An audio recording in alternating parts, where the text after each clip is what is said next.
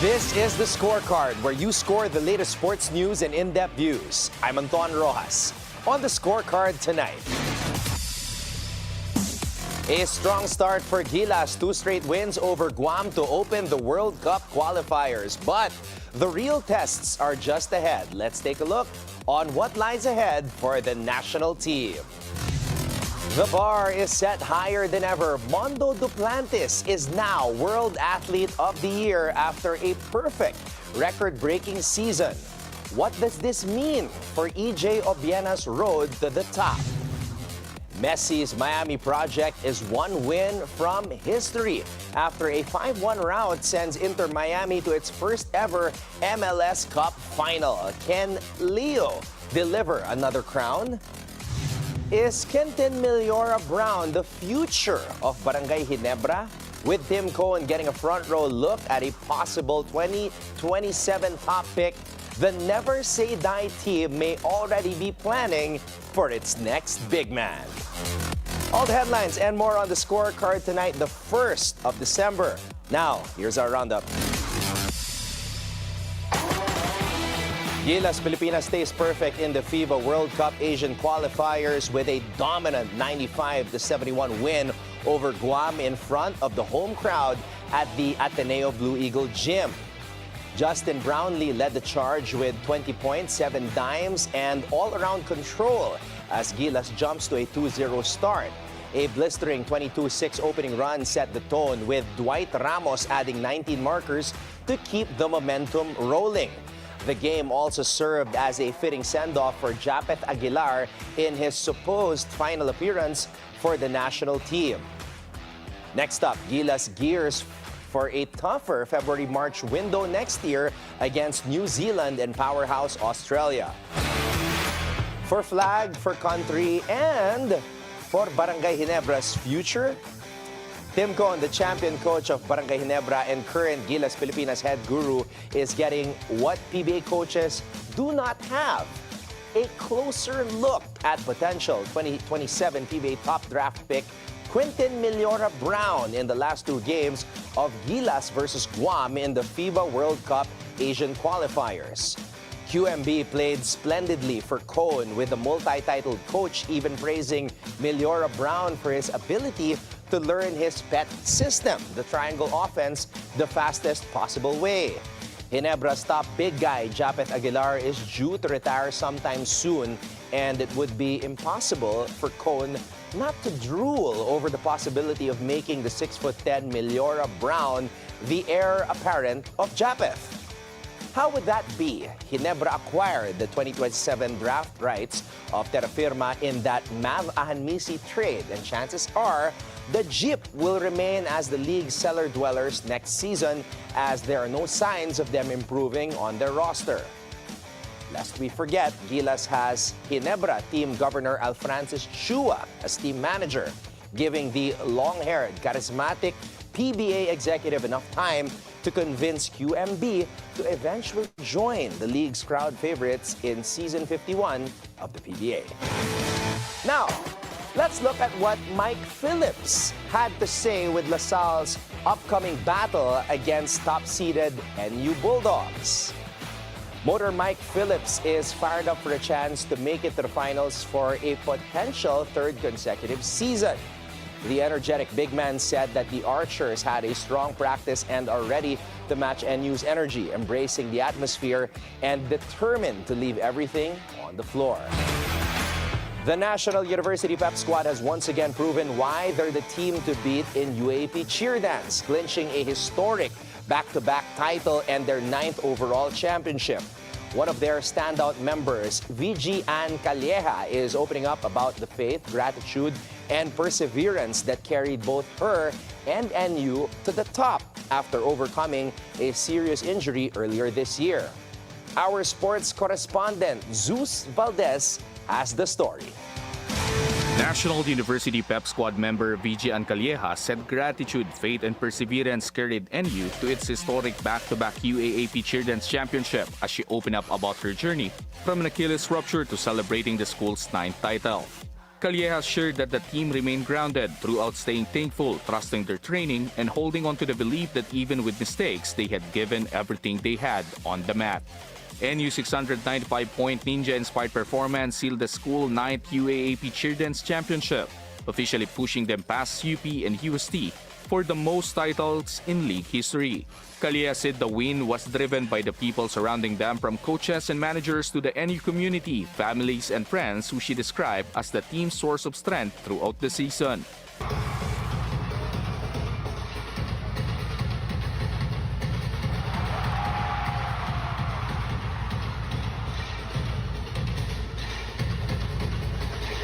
Her biggest challenge, however, came last March when she suffered an Achilles rupture that threatened her season. She pushed through months of therapy, determined to return in time to perform and to contribute to NU's title defense. Calleja said her proudest moment this year was not about rankings, but about sharing the floor with her teammates, the people she relied on every time they stepped into a routine. With 9 titles in the last 12 seasons, the NU Pep Squad continues to stand as the undisputed powerhouse of UAAP cheerdance, settling into a standard of excellence that shows no sign of slowing down. Reporting for the Scorecard, I am Zeus Valdez, Bilyonaryo News Channel. Petro Gazz not only secured another PVL Reinforced Conference title, they also capped the season with a story of family reunion and a championship years in the making. For head coach Gary Van Sickle and his daughter Brooke, this win marked their first time sharing a championship court in nearly a decade. Zeus Valdez tells us how the Angels' latest crown became a deeply personal moment for the Van Sickle family. Petro Gazz Reinforced Conference triumph carried a deeper, more personal storyline for the Van Sickle family, as head coach Gary Van Sickle and daughter Brooke shared a championship court together for the first time in nearly a decade. Coach Gary recalled seeing an old photo of Brooke from her teenage years, a reminder of how long it had been since he last coached her daughter, and how meaningful it was to reunite professionally after almost 10 years. The family said they have always followed the PVL closely from abroad, even staying up late into the night to watch Petro Gazz matches, and felt a special connection to the team long before this reunion became possible. Yeah, somebody on their phone showed me a picture of, I think it was when she was maybe 16, who won like a championship in a tournament. And it was like a then and now. So it's kind of like, how many years has that been?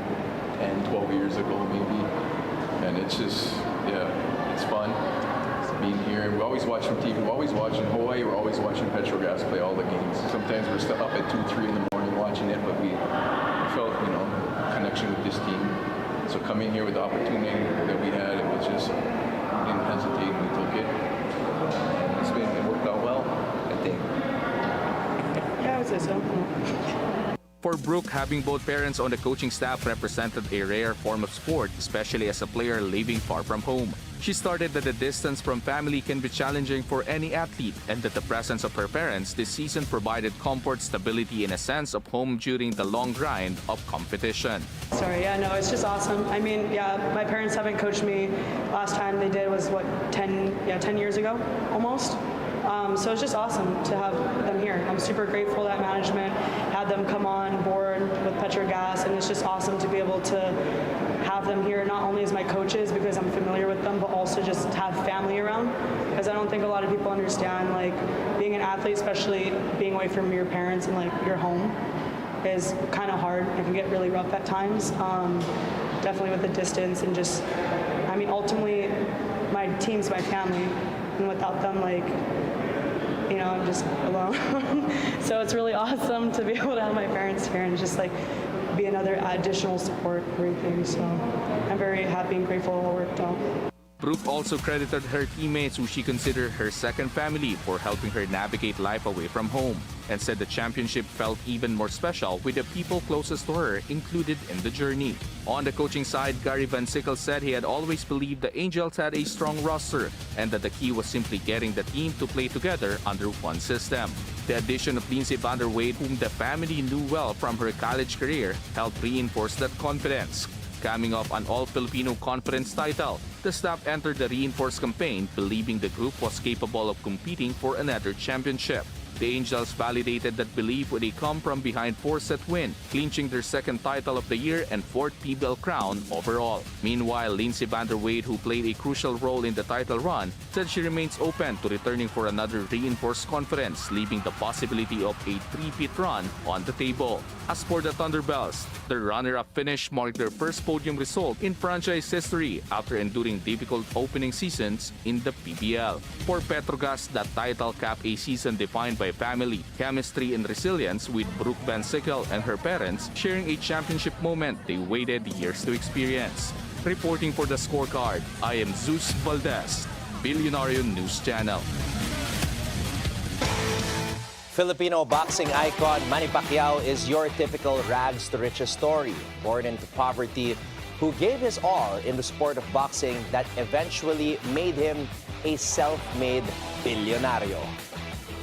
But such cannot be said about his latest or his eldest, Jimuel Pacquiao Jr., who has been given the comfort of living a luxurious life that there is no need for him to follow his father's footsteps.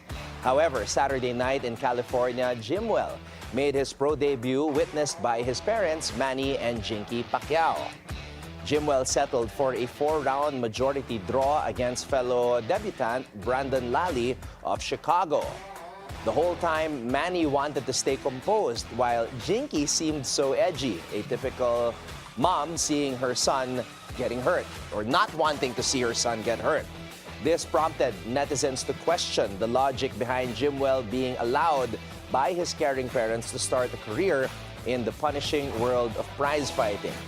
But Manny had this to say after the fight. He has his own decision. I cannot stop him if he wants to continue to box. But what I'm going to do is like to advise him to put more strategy and knowledge about boxing. Because I always told him that boxing is not that easy. You need to work hard, like sacrifices. As his inner circle would love to say, Manny knows. So expect to see Jimuel back in the ring sometime soon. EJ Obiera's main rival, Mondo Duplantis, has been crowned World Athlete of the Year after another season of unmatched dominance in pole vault. Duplantis went undefeated in 16 meets, broke his own world record 4 times, and added another world title and Diamond League crown to his growing legacy. On the women's side, Sydney McLaughlin-Levroni took the honor, staying perfect for 2 straight years in both the 400-meter and 400-meter hurdles, and clocking the second fastest 400-meter of all time. The world's best have been named, and for EJ Obiera, the standard remains clear. The bar runs through Mondo Duplantis, the sport's most dominant force. Lionel Messi is heading to another final after Inter Miami cruised to a 5-1 win over New York City FC to claim the Eastern Conference title. Tadeo Allende delivered a hat-trick with 2 assists coming from Jordi Alba and Sergio Busquets, both set to retire after the season. Messi added his 405th career assist to set up Matteo Silvetti, extending what many believe is a world record for club and country. Inter Miami now advances to its first ever MLS Cup final, hosting Vancouver on December 6, 1 win away from the biggest trophy in club history. From League's Cup to Supporters' Shield and now an MLS final, Messi's Miami project is one step from another crown, led by a superstar who just keeps delivering on the big stage. Luka Doncic turned heads off the court, driving away in a $5 million Bugatti Mistral after the Lakers' NBA Cup win over Dallas, a rare supercar and one of the most expensive on the planet. The luxury ride matched the performance as Doncic dropped 35 points, 11 assists, and 5 rebounds against his former team, his third meeting with the Mavs since last season's blockbuster trade. On the court, on the highway, Luka Doncic is moving like a superstar in full control, powering the Lakers and cruising in a car built for the elite. And that's our roundup for tonight, the 1st of December. Up next, Attorney Ed Tolentino joins us as we break down what to expect in the highly anticipated Anthony Joshua-Jake Paul showdown, a clash that could shake up the heavyweight landscape. Plus, Jimuel Pacquiao's pro debut ends in a dramatic draw. All that and more coming up on The Scorecard.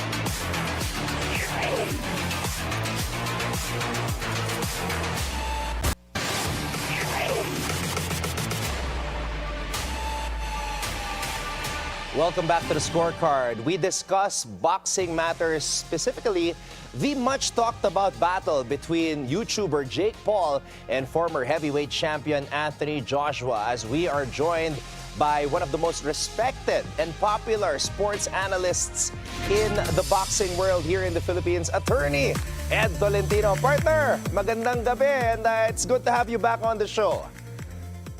Magandang gabi, partner, and always great to be back dito sa programa mo. Attorney, you have been covering boxing since 1986, from being a sports writer, from being a columnist, from being an anchor, analyst, lahat na, partner. But did you ever imagine that this day would come that we would have a YouTuber, Jake Paul, na haharap sa isang dating heavyweight champion and Olympian at that in Anthony Joshua? What was your reaction nung lumabas itong balitang to? Well, the first thing na naisip ko, Jake Paul is finally taking a risk. He's no longer playing it safe. But I also thought na Jake Paul is taking a risk, but so is professional boxing. Wow. Sapagkat nakatayo po dito ang reputasyon ng professional boxing. Jake Paul can be seriously hurt in this fight, Anton. Even a two-time unified heavyweight champion in Anthony Joshua. Mataas po ito, 6'6", around 6'1 lang si Jake Paul. Not even a legit heavyweight because around cruiserweight lang ang timbang niya, 200 pounds. So, he's taking a real risk, but Joshua is also taking a risk. Kapag pagkatalo siya, naku, malaking kahihiyan to para sa mga legit boxers. But right now, the betting line here is that if Jake Paul makes it to the second round, then you can nominate Jake Paul for the Hall of Fame. If he gets past 2 rounds, or at least reaches 2 rounds against Anthony Joshua. Because right now, there is the risk that he can be really hurt in this fight, Anton, because Joshua can really, inflict pain. Attorney, boxing has changed so much since you started covering this. During the Jake Paul-Mike Tyson fight, which was streamed live all over the world via Netflix, Jake Paul earned an estimated $40 million, while Mike Tyson bagged an estimated $20 million. Do you think that fights like this are happening because of the enormous amounts of money that are coming in and being generated, all the eyeballs streaming these kinds of fights? Because Jake Paul went from going to fight Gervonta Davis, who's like half his size, to fighting a guy bigger than him. I don't know how this happened. The money seems to be making these circus matches happen. Your thoughts on how the landscape of boxing has changed? It has changed, There's so much money in boxing right now. Sobrang daming pera talaga. And then you have Jake Paul. Magaling siya magbenta ng laban because he's a YouTuber. Isa yan sa pagiging niya as a content creator. He knows how to sell an event. Unfortunately, may mga boksingero tayo, hindi marunong magbenta ng laban. Kahit na ganun kagaling, They're not good at selling the fights. At mga champions natin ngayon, minsan lang nagpapakita sa boxing ring. They hardly appear. So nakapasok ang mga katulad ni Jake Paul. Marunong magbenta ng laban, a showman, can fight a little, may konting talk, excitement. So he was able to fill in the gap, So ngayon, siya kumikita, yung mga boksingero, not even earning that much. It's unfair, sabi nga nila. But kasalanan din ng mga boksingero natin, ng mga kampiyon, yung mga legit champions, they hardly show up in the ring. So Jake Paul now here is trying to get as much money as possible for the Joshua fight. We're talking $50 million. Wow. Daming nanonood dito. Kahit na alam nila, mismas ang labang ito, maraming nanonood. Sapagkat naiintriga sila. They want to see, is this the fight where Jake Paul will finally be flattened? Or can he pull off the real big upset? Yan ang intriga ng marami dito. And like I said, many say this is a mismatch, but this is a fight where both fighters stand to earn a lot of money. And that is the main attraction. It's a money grab, actually, Anton. Attorney, looking at the last fight of Anthony Joshua, this guy hasn't fought in over a year. He was knocked out by Daniel Dubois. He's 36 years old now. Jake Paul is still in his prime, 28 years old. He's only suffered one loss, and that was against a legit boxer in Tommy Fury. But of course, Tommy Fury is nothing compared to Anthony Joshua. Meron ka bang nakikita dito kay Jake Paul na masasabi mo na okay, there's a little bit of legitimacy in this guy, that he is a real boxer. You can classify him as a boxer. I'm not ready to do that. I mean, okay, his biggest victory came against Mike Tyson. Mike Tyson was inactive for almost 2 decades. And we all know that Tyson was no longer the same fighter. You look at the victims of the Jake Paul, we're talking Three Stooges, Larry, Curly, Mo, hindi wash up mixed martial arts na walang experience of boxing. The former basketball player, and he lost to Tommy Fury, a guy who was not really that well-versed pa sa boxing. Nagsisimula pa rin lang, part-time boxer din lang. So I believe that, I don't think he's ready. I don't think he's ready for Anthony Joshua. I admire his guts to take on Anthony Joshua. Perhaps he believes because Joshua is coming off a loss to Daniel Dubois. But Daniel Dubois is a legit heavyweight, a former world heavyweight champion. So there's a whale of a difference here.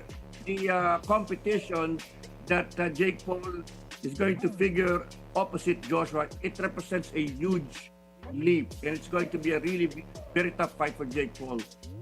Tignan na lang natin, partner, kung lalampas ng 2 round itong si Jake Paul. Now, I want to get your thoughts. Jimuel Pacquiao, nag-debut. Manny Pacquiao was there. Jinky Pacquiao was there. Your thoughts on the debut ni Manny Jr.? Well, it was quite a baptism of fire. Talagang nakita natin, napalaban si Jimuel Pacquiao. Lumaban po yung Brendan Lally. There were occasions na iipit siya sa lubid, nalagay siya sa alanganin. Manny Pacquiao nagsabi na meron pang kulang. He wants to be on top of the training ni Jimuel. My question to Jimuel is, how committed is he to the sport? Because ibang-ibang sitwasyon eh. Doon panahon ng tatay niya, yung tatay niya had to fight to survive. So he doesn't even need to box. He can take on another endeavor na hindi kailangan ng boxing, So how committed is Jimuel to the fight game? Because you don't play boxing, you can get hurt. At yan ang sinasabi ni Manny Pacquiao, kay Jimuel, na delikadong sport na ito. So in fact, I naawa ko kay Jinky, she has to endure yung takot niya nung lumalaban si Pacquiao. Ngayon, anak naman niya, hindi ba? And Pacquiao is not even finished with his career, mind you. So, I'd like to see how far this will go, sapagkat if you will look at the history of professional boxing, mga kaibigan, may mga world champion na nagkaroon ng anak na world champion. Pero yung anak, hindi talaga nag-excel, sapagkat iba po ang balakid, ang hindrances na hinarap ng tatay kumpara sa kanyang anak. Kumbaga, you just fight for the curiosity. Yung tatay mo fought to survive. There's a way of a difference. Well, attorney, one thing we can say about Jimuel is, despite the fact na hindi na kailangan na mag-boxing, he still had the guts to put himself out there and was willing to get punched in the face. Attorney Ed, always nice talking to you, and I hope to talk to you again, partner, as we move into this exciting month of December in the world of boxing. Anytime, Anton, always glad to be part of Scorecard. Attorney Ed Tolentino with us here on the Scorecard. Talk to you again soon, partner. All right, it's time to keep your eyes on the prize. The Lakers chase win number 8, but the Suns are ready to spoil the party. Can Phoenix stops LA's surge? So, tomorrow, all eyes turn to Los Angeles as the red-hot Lakers look to extend their winning streak to 8 straight. But standing in their way, a Phoenix Suns squad quietly building momentum and possibly one move away from breaking into true contention. So, the Lakers, they storm into this matchup fresh off a commanding 133-121 win over the Pelicans. Their 7th consecutive win and their 13th in their last 15 games. And last night, Luka Doncic once again reminded everyone why he's one of the game's most dangerous superstars. The Slovenian star erupted for 20 points in the first quarter alone, finishing with 34 points, 12 rebounds, and 7 assists. Austin Reeves kept the momentum rolling with 33 points, while DeAndre Ayton added a powerful 22 and 12 performance in the paint. All this with LeBron resting a sore left foot, facing himself through the season after making his debut last month following his battle with sciatica. The Lakers still dropped 46 points in the first quarter, their most explosive opening frame of the season. Now, if LA maintains this combination of fast starts, efficient scoring, and deep roster contributions, 8 straight wins aren't just possible. They're expected. But, eto namang Phoenix Suns, may ibang plano. The Suns enter tomorrow at 12-9, outperforming expectations after last season's ill-fated Big Three experiment with Booker, Kevin Durant, and Bradley Beal. Expectations were sky high. The results, unfortunately, were not. But now, Phoenix is steadier, they're balanced, they're competitive, and Devin Booker is back to full superstar form, and young role players have stepped up. Still, the big question looms. Should the Suns add another star to push them over the top? Some names floated in NBA circles are eye-opening. Anthony Davis, former or a fellow Kentucky alum like Booker, could theoretically give Phoenix a dominant two-way presence. Lauri Markkanen, averaging nearly 29 points per game in Utah, might be the scoring forward the Suns need. And even LaMelo Ball, an elite playmaker in need of a new home, presents a bold backcourt pairing alongside Booker. But the risk, Booker is 29, firmly in his prime. The Suns are winning without blockbuster expectations. A star trade could elevate them or destabilize them. Phoenix must decide soon.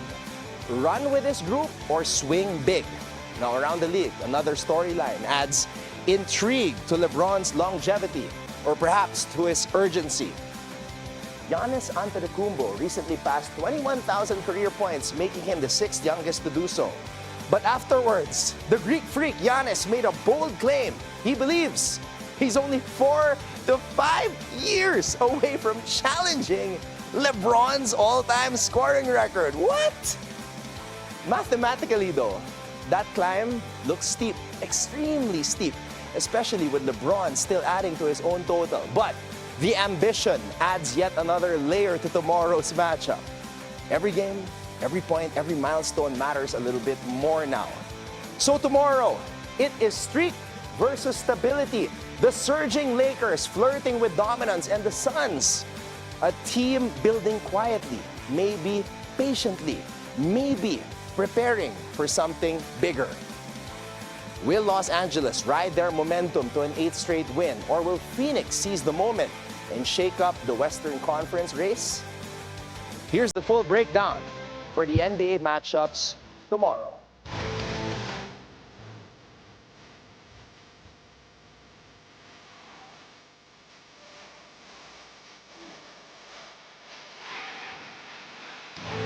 Before we go, let's look at what 2012 Olympian Jamel Herring has to say at the pro debut of Jimuel Pacquiao. And I quote, "It's one of those moments that really shows why people call boxing a poor man's sport." And with that, thank you for joining us tonight. We'll see you again tomorrow on the Scorecard, where sports is our business and business is our sport, on the Bilyonaryo News Channel. This is Anton Roxas. Have a blessed evening, everybody. Good night.